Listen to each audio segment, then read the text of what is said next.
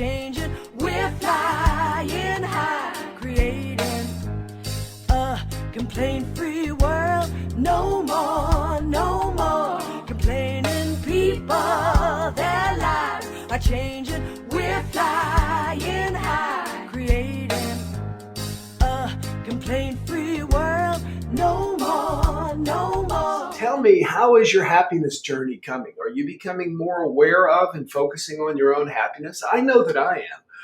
This has been very beneficial for me because this has gotten me to focus on myself. As always, there's a wonderful saying in Richard Bach's book Illusions, which, by the way, if you haven't read this book, read it today. Download it, do something, get it from Amazon, whatever.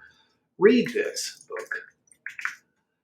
But there's a book inside of this book, and it's called the Messiah's Handbook. And in the Messiah's Handbook, it says, we teach that which we need to learn most. Let me say that again. We teach that which we need to learn most. So now all of a sudden, I'm sure you're looking at all the stuff I'm teaching. Well, the answer is absolutely yes. I am probably my best and sometimes dumbest student. Hey, Ashley, 47 degrees in Sarasota, Florida. Wow. All right, everybody. Well, thank you, everybody, for being with me here live this morning.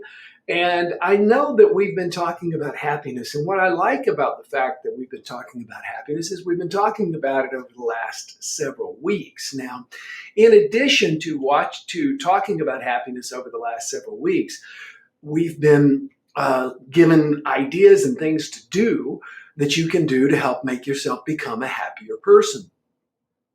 And I invite you to go back if you haven't watched those. And by the way, if you're here for the very first time, please let us know that you're here for the first time. Oh, let me see what Ed sent us a little bit of a treatise here. I watched Groundhog Day yesterday. My takeaway: happiness is today. Happiness is not tomorrow. Happiness is not next year. Happiness is not achievement. Happiness is not position. Happiness is not empowerment. Happiness is not value. Happiness is always right now. Happiness is. Very good, Ed. Good to hear that. Wow, I actually watched it too. We should have all had like a watch party for Groundhog Day. That would be a lot of fun. Well, listen, I want to talk with you about this idea of recasting yourself as a happiness hero. I've always got a handful of books going, and I've been listening to Aaron Sorkin's masterclass on script writing for television. Aaron Sorkin, of course, brought us A Few Good Men. He wrote Lincoln. He wrote The West Wing, Sports Night. He's written all these things. He's written Broadway shows, et cetera, et cetera. And he talks about the idea of the hero, the compelling hero. And this is something that I've been drawn to for many, many years, not just because I was into comic books like all young men, but this idea of heroes. And in this story, he was talking about in this masterclass, he was talking about that before George Lucas wrote Star Wars, George Lucas spent 2 years studying hero archetypes. Now, I couldn't think of the man's name this morning, and I've got my Alexas unplugged, but the guy who did, it's not Houston Smith, he's the religion guy. But anyway, this guy discovered the hero archetypes and created a book called The Hero's Journey, which I could Google right now, but I'm sure one of you already know it. So anyway, there are archetypes, and heroes always follow a journey. Now, we tend to look at our lives as not how can I be happy today, as Ed said, and enjoy today, as Ed said, but how can I get through this day, and how can I get on to the next thing, and hopefully I won't suffer any major calamities or heartbreaks or issues or anything like that in the process, of course, none of which is guaranteed. If we begin to step back and look at ourselves as heroes, then we begin to understand that we have choices, we're not living. Yes, you are living out a life script. You inherited things genetically, and you also inherited things from your family and your upbringing. Absolutely. However, you can recast yourself And I learned this many years ago that, and this is not part of that hero's journey concept, but this idea that there are really two types of heroes. There's the suffering hero and there's the conquering hero. And it's funny because when I used to sit in elementary school and I'd look around at the girls that really caught my attention, and I began to fantasize. Now, mind you, I'm not even in puberty yet. So for me, fantasizing is getting to hold their hand, you know? And in my mind, I would save them from something. And in the process, I would create these elaborate scenarios, these stories in my head where I saved this girl from something. And in the process, I got hurt and she cared for me and took care of me. Now, mind you, I'm probably 7 or 8 or 9 years old. I'm just starting to think girls are okay. I haven't even probably told my friends that I like girls. Anyway, so this is called the suffering hero. The hero who sees life as you do something, you suffer, you suffer, you suffer, you suffer. This is that life's a bitch and then you die kind of person. Now, the Buddha did say that life is suffering, and there's a lot to unpack with that.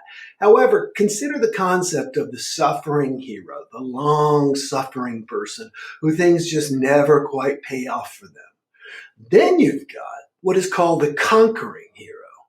The conquering hero is the one that we tend to rally behind and the one that we tend to celebrate, the one that becomes the blockbuster movies.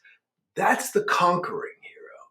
And the conquering hero always faces a certain series of events. Number one is the call to being a hero. This person is going along perfectly well, and then all of a sudden something happens and they are called to be a hero.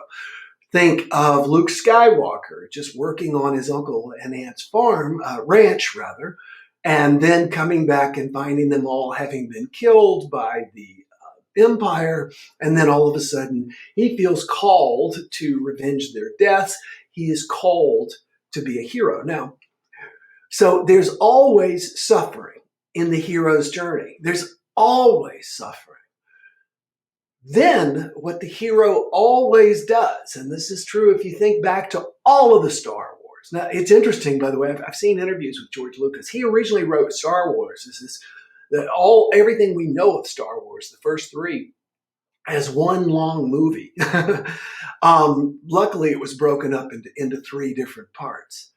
But when George Lucas wrote this, he wanted to make Luke Skywalker a believable person, a real person, and so he has to go through some suffering. He has to go through the death of his parents. But then, not his parents, his aunt and uncle. But here's the thing that we find out is that all heroes have a mentor. Now, the first one we think of with Luke Skywalker, of course, is Yoda.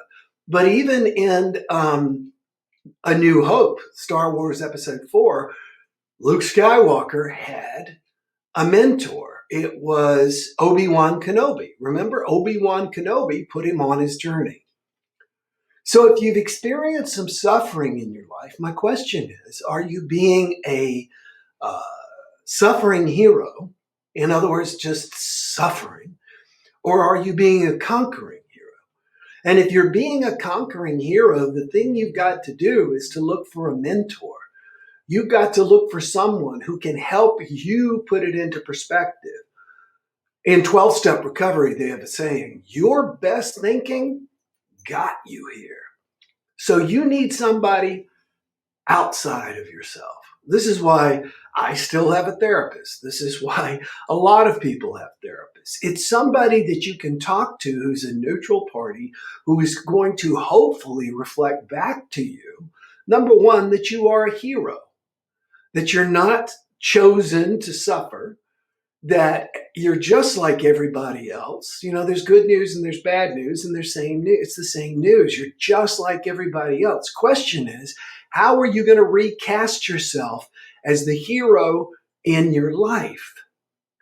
So who is that mentor? Who is that person that you can or should reach out to who can help you? The other thing about a hero is that you've got to understand a hero fails forward. I forget where I first heard that concept.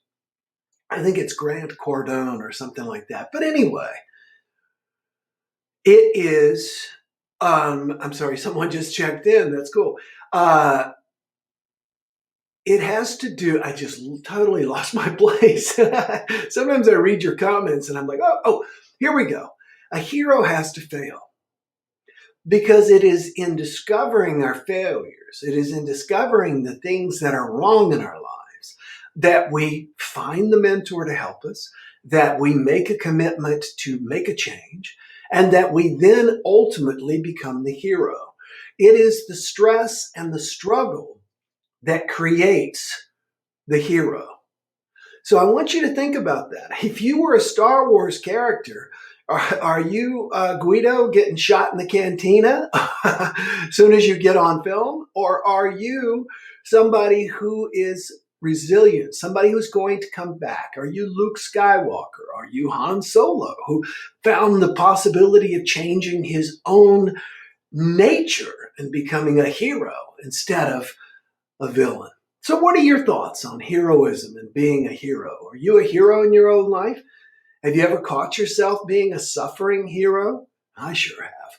That's an easy one for me to fall into because my ego then wants to pile on stuff. So tell me about yourself. What is your hero's journey? I'm going through something right now. Many of you are as well. I'm going through a major struggle and I'm working my way through it. I see myself as being victorious. So, hey, I see that I can't even pronounce this, but it is somebody who obviously is not from Kansas City. Jiri Buni Frida says, hello, Will. Nice to see you again. Jiri, it is nice to see you as well. I hope I'm pronouncing your name right. So tell me about your hero's journey. Are you a hero? And if so, what? We all wanted to be Han Solo, I think, when we watched Star Wars. That's who I wanted. By the way, I was talking with somebody the other day. That was not George Lucas's first movie with Harrison Ford. He was in American Graffiti. He played the guy who raced the guy with the hot rod, etc., etc., etc. All right, I'm not seeing any questions or comments or observations, so I'll give it just another minute. And if anybody wants to chime in and say hello. By the way, thank you so much to all of you who click share every single day. If you've got somebody who's struggling with happiness, click share right now so they'll have this as a resource. And when you do, be sure and type the word share or shared so that we know you did, so we can thank you. All right. Well, looks like everybody took in all this wonderful information and no additional comments from the gallery. So everybody have a great day. Enjoy today. And we're going to continue talking about yourself as the hero, recasting yourself as a happiness hero. That's today. Tomorrow, we're going to talk more about the story and the script of a happiness hero. See you then. Bye-bye. No more complaining people. Their lives are changing. We're flying high, creating a complaint-free world. No more complaining people. Their lives are changing. We're flying high, creating a complaint-free world. No more.